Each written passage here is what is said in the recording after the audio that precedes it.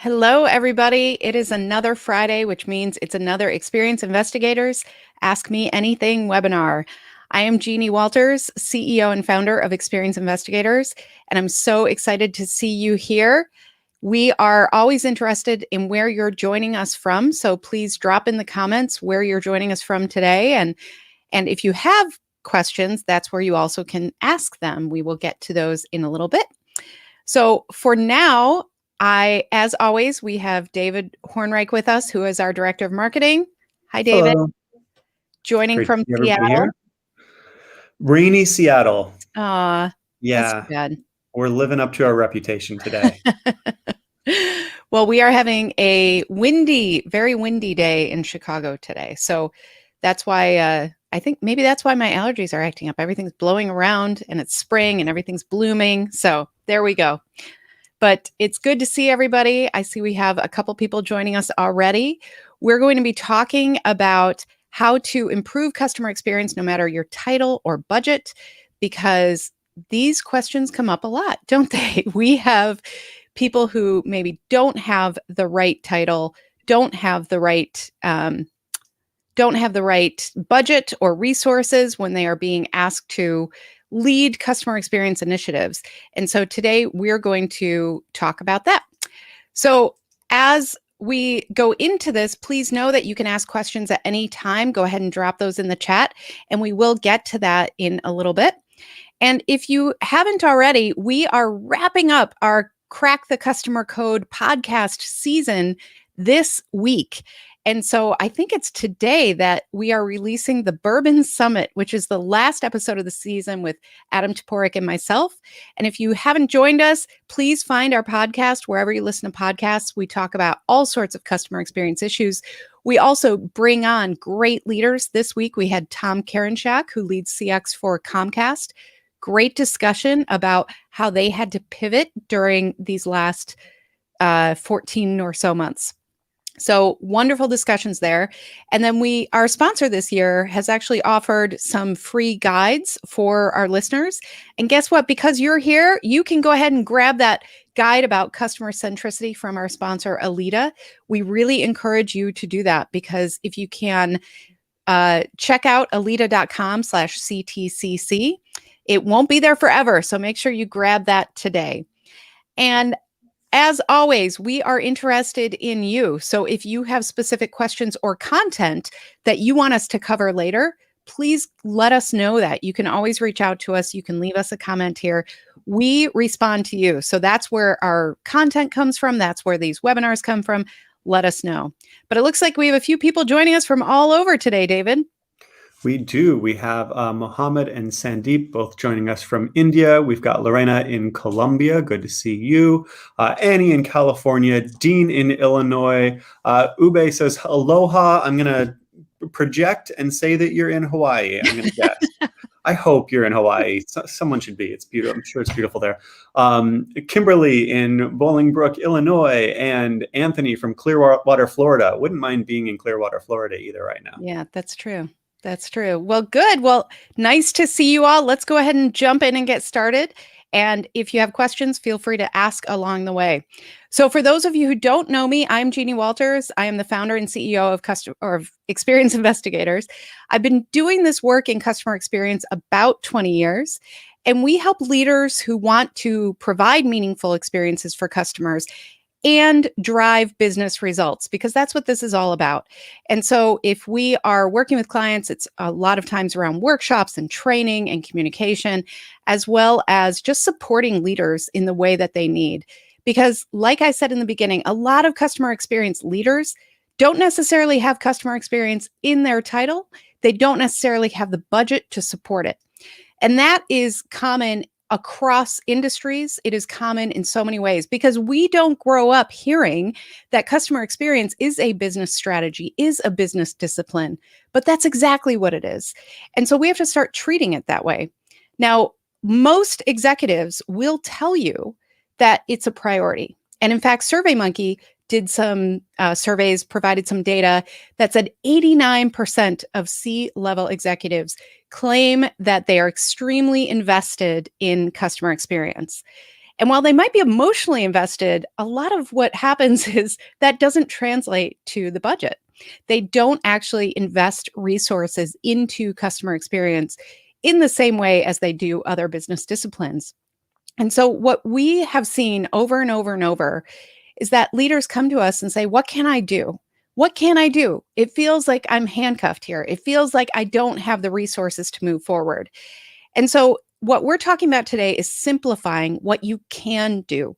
Now, you might not be able to do all of these things, but if you can put these building blocks in place, I promise you will see changes in CX. And then you can talk about that and get that buy in from your leadership. Because we are often asked to just do more with less. We have smaller teams, we have fewer resources, we don't have well defined goals often. And so let's break down what you can do and focus on that positive aspect of this. Because the leaders that I see succeed, they do take these baby steps sometimes in order to move forward and get what they need from those resources and the investments. So, we're going to talk about 3 steps to improve customer experience. And I'm sure some of you are going to think, this is oversimplifying. And you are right. There is a lot underneath this, but just focus on what you can do. That's all I ask during our time together. So, we want to understand, we want to improve, and then we want to gain advocates. Customer experience is a team sport. We need cross functional leadership. We need to make sure that it's a long term play and not a short term tactic. So, we'll talk about all of these things. So, first of all, we're going to talk about how to understand. And a lot of what happens, and those of you who have joined me here before, you've heard me say this before, is that we treat customer experience like it's a tactic instead of a strategy. So we start with things like surveys, or we say, hey, we need to do a journey map, but we have never defined success. So we need to really communicate success and understand what that looks like. That's the only way if we'll know we're successful. So we have some tools that we provided for you. The customer experience success statement is one of them, where you can actually tie your CX goals with your leadership goals and your organizational goals. So if you haven't checked that out, I encourage you to do that, because that's how you can then measure against that success. Otherwise, you're measuring things that may not really be actionable. I was just talking to a leader today who said, well, we've got an NPS survey out there and we got some feedback, and now everybody's saying, what's next? They don't even know what they're going to do with that feedback. It's not actionable because they don't really know where they're going. And that happens a lot. So make sure you know where you're going, you know what your strategy is, and you know how CX will support your overall business strategy and goals. The other thing you want to do is understand your customer. You want to know your customer and their actual journey. When we are looking at what some of our clients show us, a lot of times they say things like, we understand, we have a journey map, but it's not really a journey map. It's a process map. It's inside out thinking. It's essentially figuring out what we do inside the organization and expecting that that's what's happening with the customer and that they're pleased. But if you don't have a customer feedback program, if you don't have that behavioral data and really understand what you're looking for, and if you don't have current state journey mapping, which is where you literally step in and understand the journey from your customer's perspective, then you're starting with assumptions and not with knowledge. So make sure that you're really focusing on what is actually happening with your customers. What are they thinking and feeling, and what are their goals? Because otherwise, it's really difficult to improve an experience that you don't understand. So make sure that you really have defined what is their experience today and understand what behaviors are they taking, not the ones that you assume they are taking. And we also want to look to the future. Now, this one sometimes throws people because it doesn't feel like it should be in this understand category. But the way I look at it is that when we are serving customers, we have to look ahead for them. We have to make sure that we're predicting some future outcomes for them. Because if we don't, what happens is customers start drifting. They start seeing that other competitors or even outside of your industry, they're having experiences that then are raising their expectations. And so, for instance, a lot of organizations had to shift dramatically during this last year. And that's because they had not really thought about the direction of customer behavior. They had not really thought about what are the expectations and how are they changing for customers. So it's not ever acceptable to say, well, we don't offer that. That's not something we do when it comes to how we deliver. So I've heard so many organizations say something like, you know what, our customers love coming into the store. They don't want to shop online. Now, that sounds ridiculous now, right? But that was a couple years ago when they thought, well, this is just the way it's always been done. So make sure by understanding your customers, you're also understanding what does their future look like? What are their future expectations? And how can we prioritize how we invest in customer experience to deliver on those? It's also an important part of getting buy-in from leadership, because if you can tell them, you know what, this is what's going to happen, this is how we should invest to meet those needs, then you're much more likely to get a positive response than if you just kind of say status quo, let's keep improving little by little. You've got to be a big thinker here and look beyond. Now, the second part is about improvement. What does that mean? Well, improvement, it starts with those incremental changes. It starts with those quick fixes. But when you do this, you have to actually really understand where are those improvements needed. Now, some of those things that we just talked about, behavioral data, customer feedback programs, customer journey mapping, all of that will help you get there. But I also really encourage you to do what you can to be your own customer. In B2B, especially, we do not do this. And it's so, so needed. Because if you have ever been in a situation where you're in a crisis, where you need to find somebody that can help you with a product or service, and you're trying to figure out who to call, and you go through the maze of who to call, that will enlighten you very, very quickly. When we are, for instance, focused on sales within our own organization, we often kind of forget about the ways that we need to serve people once they become customers. So it's very, very common to have a sales phone number on a site very prominently, right? Like that's a no-brainer. But if we don't have ways that customers can reach us within their own journey, then we're missing opportunities to really make sure we're serving our customers in the best way. One of the best ways you can do this is to be your own customer and look for those speed bumps.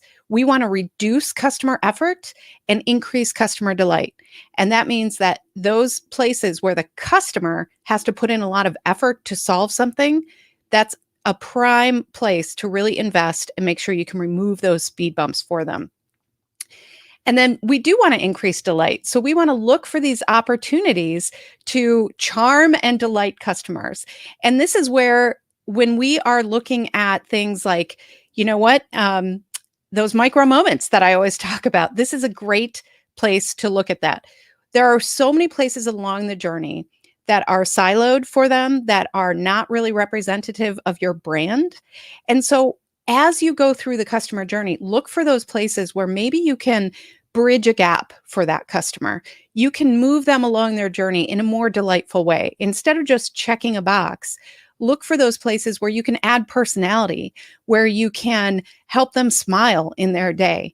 And this is often when I talk about customer experience to people who have never heard that phrase before.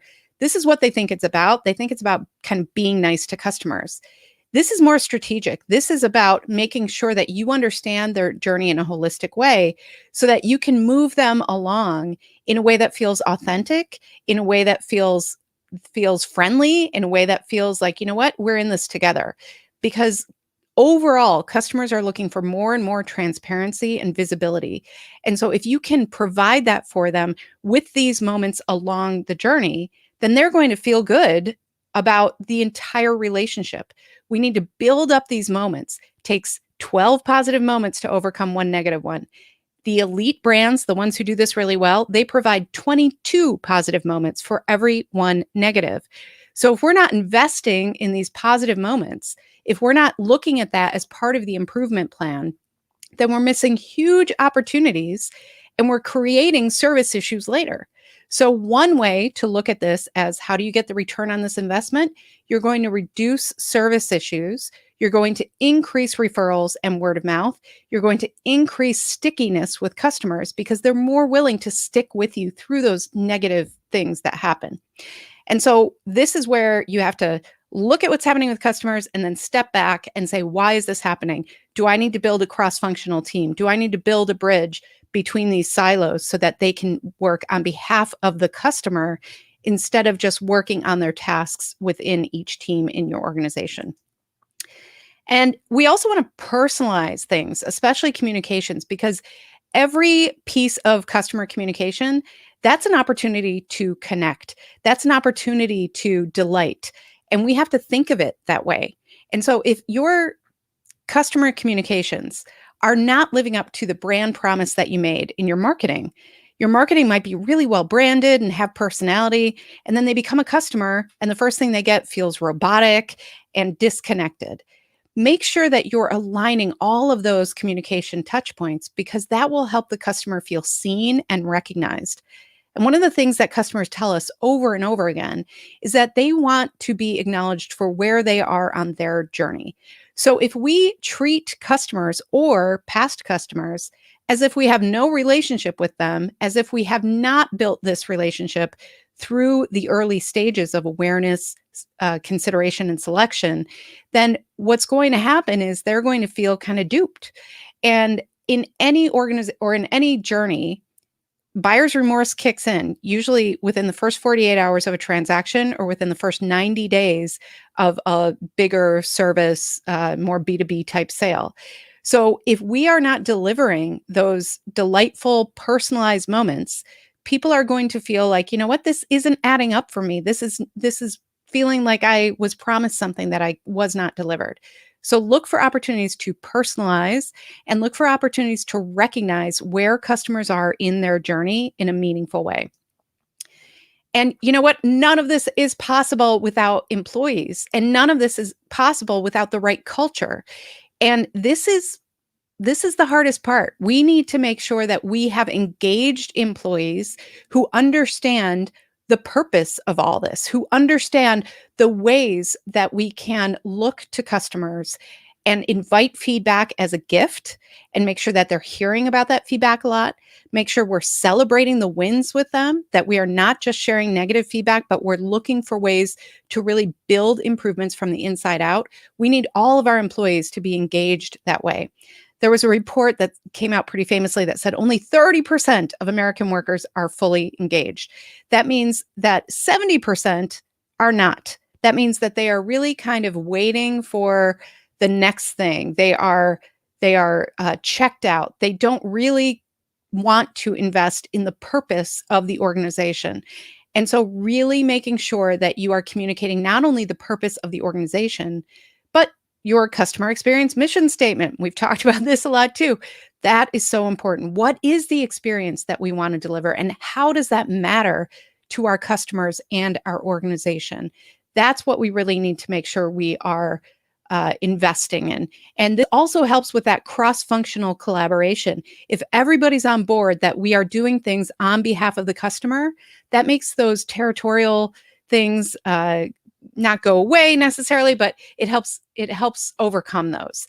And so in that same Survey Monkey data that I talked about, 62% of C-level executives say there is a significant collaboration across teams for CX. So the executives think, yeah, it's going pretty well, over half, but only 48% of directors and just 38% of managers actually agreed with them. And so what that tells us is that leaders sometimes think culture is going really well, that there's all this collaboration, and yet the people who are tasked with actually making change, they're saying, no, that's not exactly how it goes. So make sure that we are engaging people with the mission of what we're doing. We're celebrating those wins, and we're encouraging that cross-functional collaboration. And then finally, we need advocates. We need to get buy-in. We need to make sure that our leaders are leading with customer experience. And that means that we need to encourage more storytelling. We need to bring more information to our leaders about why this investment is important. And if you are just starting down this journey, those quick wins, they are your bread and butter. You want to make sure that once you identify the improvements that you need to make, and especially the quick ones, the things that you go, I can't believe this hasn't been fixed before. Once you fix those things, make sure you're looking at how did that impact things. Sometimes we forget to do that. We make a change and we kind of move on. If you know that a certain touch point on your journey is actually why people call into your customer service or why people contact your contact center, if you can reduce that, that's a win. That's revenue. That's reducing expenses. And so those are the types of things that you want to make sure you are sharing with leaders. And if you have dashboards, if you have customer feedback, if you are reporting out numbers, make sure you're also telling your customer story. That's how we get buy-in too. We are emotional creatures. Even some leaders, I know sometimes we think they aren't, but some everybody are emotional people who make decisions actually based on emotion. So share the emotion of your customer story just as much as the data, the hard facts, the ROI, all of those great things. That's how you build advocates. And I would encourage you too to look at that success statement workbook that we offer, because we ask you to actually walk through and think about, what does each leader care about? Because when you're talking to the CFO, that's different than talking to the chief technology officer. Make sure you're tying in what you're doing with their goals, with what's important to them, which also supports the organizational goals. So it's kind of looking at the pyramid of strategy and goals for the company and making sure that CX is a driver for those goals so that those leaders can really understand what that will mean. What would a 1% lift in retention mean for some companies? That can be millions of dollars in some cases. Make the case for that. And then go back and show them how some of the efforts that you've been putting in are paying off. Sometimes this takes a while, but if you can look for those quick wins in the beginning and understand how that benefited the company, then you start building a case and you start getting more resources and more investment in customer experience. So to recap, we have 3 things here: understand, improve, and gain advocates. Sounds so simple, right? Just put a few Post-it notes up, you'll get there.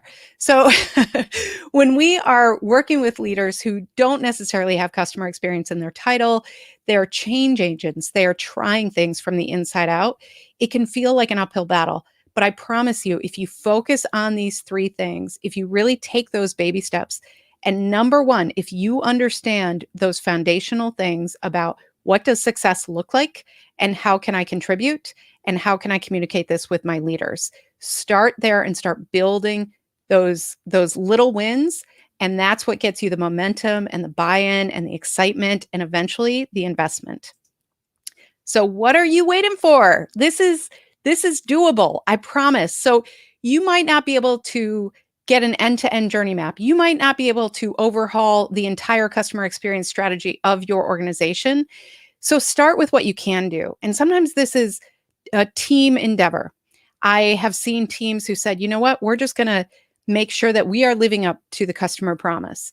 And they invest in training and they invest in understanding their part of the journey. And then they start building those bridges and they start saying, you know what, the next part of the journey is over here. Let's go talk to that team who's responsible. And it can happen a little bit by osmosis. So whatever you are leading, whether that's a team or whether that's yourself, look for these 3 things to really move customer experience forward and make sure you're communicating and building those bridges, because you can do this. You can gain traction and deliver for your customers, and that eventually that will deliver for your company, your organization. So all these small victories, they lead to big wins. So keep doing what you're doing, because I know it can be frustrating, but keep focusing on what you can do for customers. And I know you can do this. So now I'm really curious about your questions. So what sort of questions are we getting? Hello, hello. So first, I just want to say hi to a couple folks who said hello while this was going on. Joaquin in Chicago, hello. Flavia in Brazil, hello as well. I want to start off with a question from Sandeep that he got on.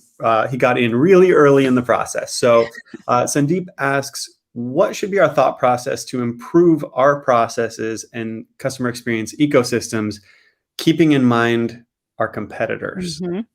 Great question. So first of all, I would expand your definition of competitors, because a lot of times we are really focused on our industry. And I would encourage you to look beyond that and think about what are the expectations that are being built with customers. And that's where, people talk about this all the time, but that's where places like Amazon and Uber and all these on-demand disruptors really came onto the scene because they focused on experience. So even though they were not necessarily in your industry, what they're doing is creating an on-demand culture for customers. So I would expand the lens a little bit. I would also I like to keep a pulse on competitors because it's really about setting those expectations. So if you see a competitor doing something, that's really important to ask yourself, does that apply to our customers? Is that something that would appeal to them? And if so, how can we do that our way? So you're not necessarily copying, you're figuring out what is it that they like about that and how can we put that into our journey for our customers. The other thing I'll say about competitors is that sometimes we think that we are competing in different ways for customers. Sometimes your customers are your customers and their customers are their customers, and that's okay. You might have different brand appeal, you might have different demographics, all of those things. So don't get too hung up on competing for competing's sake. Instead, focus on your customers, what they need, what you want to offer them, and what is your mission? What is the promise that you've made to them, and why is that important? And if you get that right, then you can kind of block out the noise of the competition and focus on the expectations for customers. And that's where it's so important to really look beyond our industries and look at the ecosystem that customers live in. In B2B, we often don't take advantage of this, I think, because there are suppliers and there's this whole ecosystem that has to happen in B2B. And sometimes we act like we're competing with partners. And if you can build those bridges with partnerships, then that could be part of your customer's journey too. So maybe you don't control that end part, but you know that they go to different suppliers. Can you make that process easier? Can you be an advocate for them for their own journey? So thinking through like that can be very powerful as well. Great question. I want to jump to a question from Lorena. What should be the main KPIs we use to understand what's happening with customers? And I'm going to add another part to that question. How should we use those KPIs as we collect that data?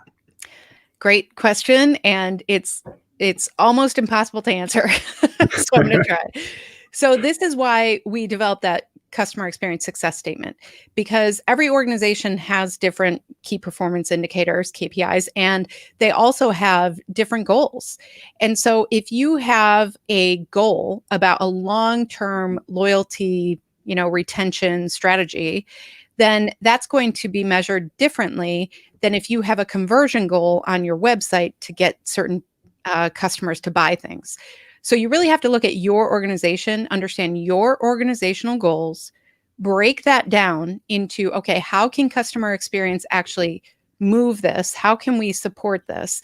And that's when you figure out things like, okay, what would retention do for this goal? What would referrals do for this goal? What would reducing service calls do for this goal? Once you identify what your outcomes are, what your desired outcomes are, then you can translate that into customer experience metrics to actually follow and use as KPIs. So if you have service issues, you might want to make one of your KPIs reducing service calls. Well, how do you do that? You have to fix the problem. You have to go back to that root cause analysis and say, what's going on here? Why are so many people calling in? And then move forward to be proactive about that and say, we're going to fix this problem, and that will help us reduce the customer service calls. If you have something like renewals or retention strategies, then you might want to look at, how can we improve the existing customer journey so that at renewal, we know exactly what's happening, so that we have a journey that actually includes how to be proactive about that renewal. So maybe we use journey mapping, we use customer interviews, we use these techniques, and then we can measure renewal at key parts of the journey. So you do need to break this down. Sometimes people make really blanket statements about this and they say, well, you should definitely track NPS, Net Promoter Score. But that doesn't do any good if you're not acting on it and if it's not driving those business goals that you have. So that's why it's so important to break down what you're really trying to do. NPS can be more of a relationship loyalty metric. Customer satisfaction and customer effort score, they can be used more as a transactional in some cases.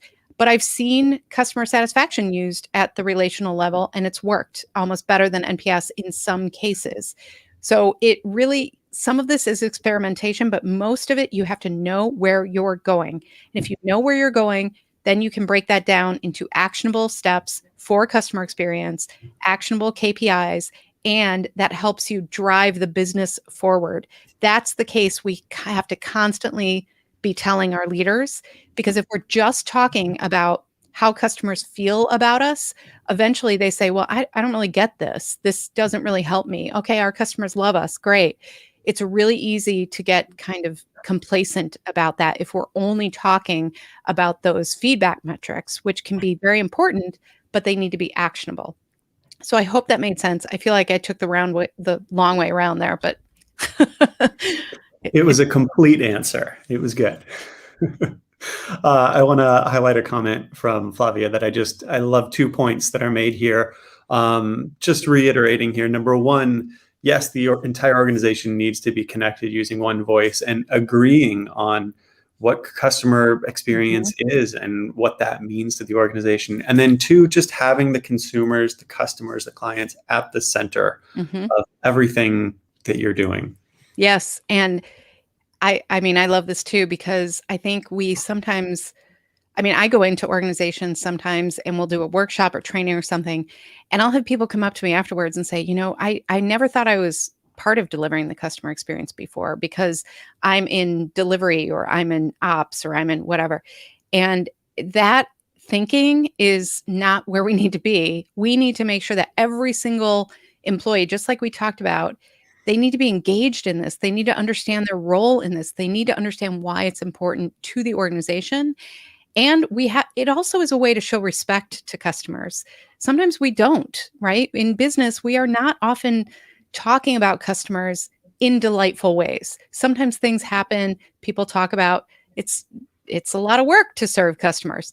So if we don't constantly talk about keeping them in the center, making sure that we understand our mission, then it's not great for culture because people start only focusing on the negative. You have all heard me talk about how our brains are constantly kind of working against us in customer experience because we don't want to hear hard feedback about effort that we put in. We don't want to necessarily deal with negative people who we feel like are just dumping on us. And yet we have to kind of get into the right mindset and keep an open mind and be really humble when we hear those things, because that's what moves us forward and that's what keeps us really positively centered on the customer. So it's a really good point, and I think it's something that we probably don't talk about enough.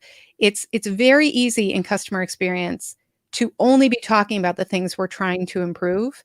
It's really important to continue to talk about the way that customers serve us, the way that without customers we would not have a company. We have to put them in the center because they are the center. None of us can do this without customers. And we need to really make sure we're constantly talking about that and engaging every single person in the organization so that they understand that it's internalized, it's in their heart and their head. Ube asks, when we're trying to reach new consumers, new market segments through a holistic experience, how do we establish what those consumer behaviors and emotions are to help us set our goals? Another good question. I think if you're reaching out to a new group, I mean, ask them, right? Like use feedback, get feedback from them about what they want to see. Look to their behavior. What are they doing in the rest of the marketplace? How are they responding to competitors or different things? And keep asking, invite them into the process. When we are talking about things like customer journey maps, that's a great place to start with a new product or a new market. Start with the journey you want to deliver for customers and then bring in potential customers and validate that with them. Say, this is what we're thinking. What do you think? So there are different ways that you can do that, and you can really make sure that you're keeping the voice of the customer very, very present. So having that journey mapping from the beginning, so you know what kind of journey you want to deliver is very important. And what emotions do you want to drive? That's a very important question as part of that.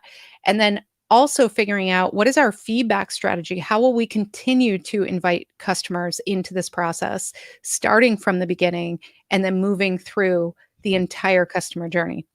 But really it's about the same things as current customers. We have to look to what are they telling us? What are they showing us with their behavior? Because sometimes those two things don't match up. But we have to really look at all of those ways to really listen to our customers and then make sure that we have a way to act on that feedback once we get it. And I did put up a link there to the customer journey mapping workbook, which is another resource that we've got that can help with those customer journey mapping Mhm. steps. Mhm. I want to highlight a question, and this is a really interesting one. This gets a little specific. This one's from Sandeep. There's a huge impact in oil and lubricant industries right now, and they're struggling in the current pandemic situation. So, would you have suggestions on how to inject CX practices into those industries to address that? Wow.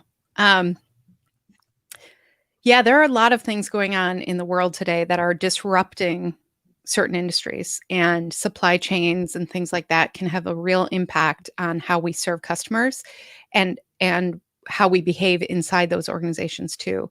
So I would say again, focus on what is your mission? What is your customer experience mission? And that way, if you peel away the layers of bureaucracy or supply chain or anything else, that can guide you to what those proactive steps could be. So, for instance, when we first were in kind of that lockdown in the pandemic, a lot of supply chains were very, very disrupted. And that was kind of the first time many customers even had heard of supply chains. They just expected their paper towels to be there, right? And they weren't there.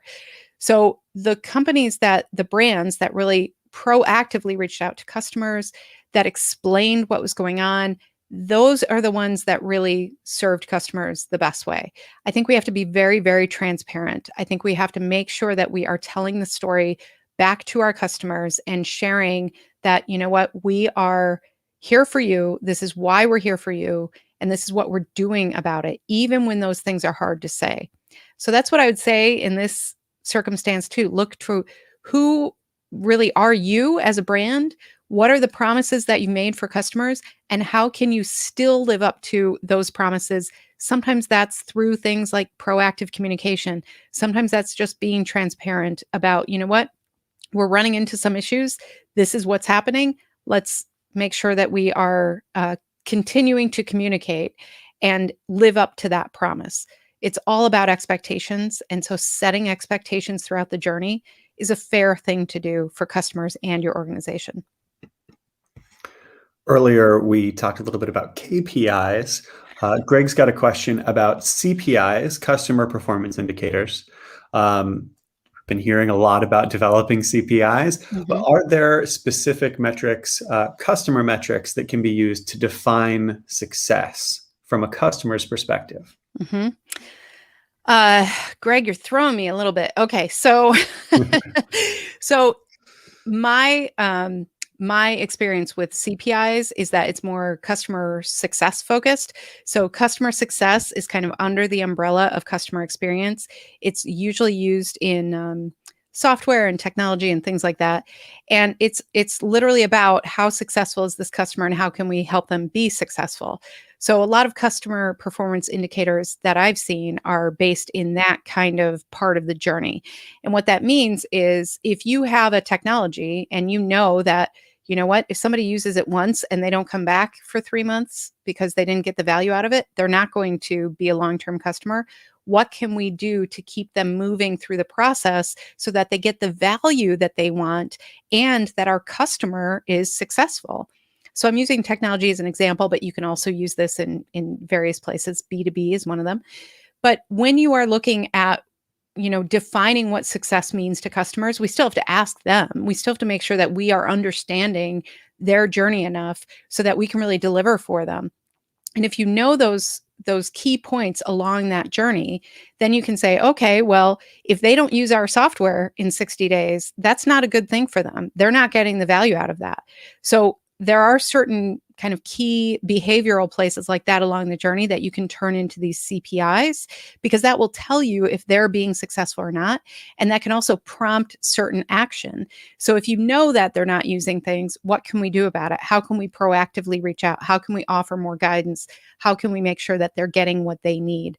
So that's how I've seen that used in that customer success part of the journey. And it can be really, really powerful, because then it can be more empowering for their customer success managers, the people who are owning those accounts.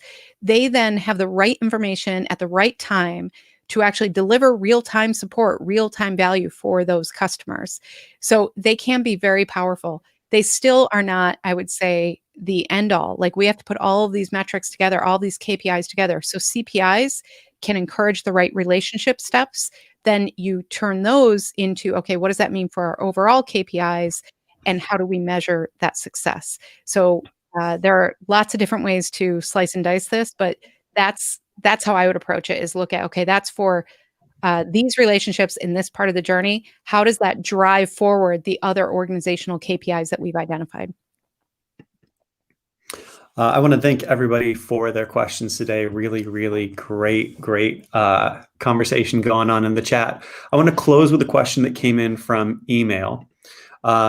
And this is about those moments to add joy throughout the customer journey. So you talk about adding joy to moments that are usually dull, like invoices and 404 pages. And the person asking this question says, I've seen your crying Sasquatch example, which, if you're not familiar, if you're wondering what's crying Sasquatch, in Jeannie's TEDx talk, I think is where it premiered, she gives an example of a 404 page that shows a crying Sasquatch that is just kind of funny and adds some levity. I will link to our YouTube channel where you can see that. But so that's the Sasquatch example. So the question is, I work in finance where a crying Sasquatch isn't really appropriate. What ways would you recommend to add joy without looking unprofessional? Great question. So I think that sometimes we equate professional with dull and boring, and especially in financial services or places like that. And when I talk about these moments of joy, these micro moments that we want to make sure that we are proactive and positive about in the customer journey, that can be everything from the crying Sasquatch that you talked about, or just simply checking in, saying, how are you today? You know, like that type of thing. Give your communications a little more personality. Give people more guides for where to go next. Give people kudos for things. I mean, in financial services, there is so much talk about risk, which is so important, right? We need to understand risk. But I also think we should celebrate with our customers. And that doesn't really happen in financial services. Why not, tell people when they're doing well? And that could be something. And actually, some newer banking models are doing this with apps and things. They're saying, hey, instead of focusing on the outcome, let's focus on habits. How can we support you? Well, if you invest in savings at a certain clip, if you have a cadence for investing in that, we're going to let you know you're doing great. And just making those moments where it's a celebration with your customer, that can go a long way. I would also say, look at, where are you speaking to customers as if you don't have a relationship with them? Because that's a great place to personalize it, to say exactly where they are on their journey. Instead of kind of these blanket, statements and things like that, help people understand more. That's a moment of joy. Help them understand that it's okay not to understand everything. Help them understand that if they don't understand, here are the ways that we can help. All of those things really help move things forward. So when I talk about moments like this, I'm really looking at, when you look at your customer journey, where are those moments of neglect? Where are those moments that we just aren't really paying attention? Where are those moments where we think, you know what, that's just how everybody in our industry does it, even though it's not really great? Well, that's not okay. We need to look at those as opportunities to really deliver a little moment of delight and joy. And if we can do that, then we can get those positive moments on the right side of that emotional bank, so that when things do go wrong, people are more likely to stick with you. The trust is there. They're willing to work it out with you. Unlike when we have a lot of negative or neglected moments, then that's much less likely that they're going to stick around when there are bigger negative things that happen. So that's how I look at it. I think that there is always room for a little fun, a little levity, or just a little understanding and empathy. That can go a long way too. But let's celebrate with our customers. Let's enjoy when things go right and make sure that we're focused on that, because that's what they'll take away. That's what they'll remember. Yeah, I think that there's a human element to it Mhm. across the board. I did throw in a link in the chat in LinkedIn to Jeannie's TEDx talk if you want to check that out and see Crying Sasquatch for yourself. Of course, we have probably close to 50 of these videos from our backlog now at this point Wow. on our YouTube channel, which you can check out here, bit.ly/JeannieYT. Other than YouTube, where can people find you? Well, they can find us at our site. They can find me on LinkedIn, all these different places. I have 4 LinkedIn learning courses. I encourage you to check those out on the LinkedIn learning channel as well. So this is all about you. And hearing that we have 50 plus videos, I'm delighted by that. This happened because we realized, you know what? People have questions. Let's just answer them. It's such a simple thing to do, but it's grown into this amazing community. And I'm just so grateful for all of you showing up, for all of you putting in the good work. And if you haven't signed up for a newsletter, that's another way that we connect and really, you kind of hear what I'm thinking about for the week. This week, we talked about how to predict the future. And so when we are really looking at these issues, that's because of the questions that we're getting. So if you want us to cover anything, if you have certain content that you're like, I wish she would answer this question, go ahead and let us know that, because that's what we're responding to. We are delighted that you're here with us. We are delighted that you're investing in your own education, your own resources, so that you have more resources for customers. And it's just been a joy for this past year plus now. It's kind of crazy, but that's what it's Yeah. been. So thank you for joining us. We are here every Friday, whether live or recorded. And so make sure that you join us here. Otherwise, thank you for helping me live our mission, which is to create fewer ruined days for customers. Go have a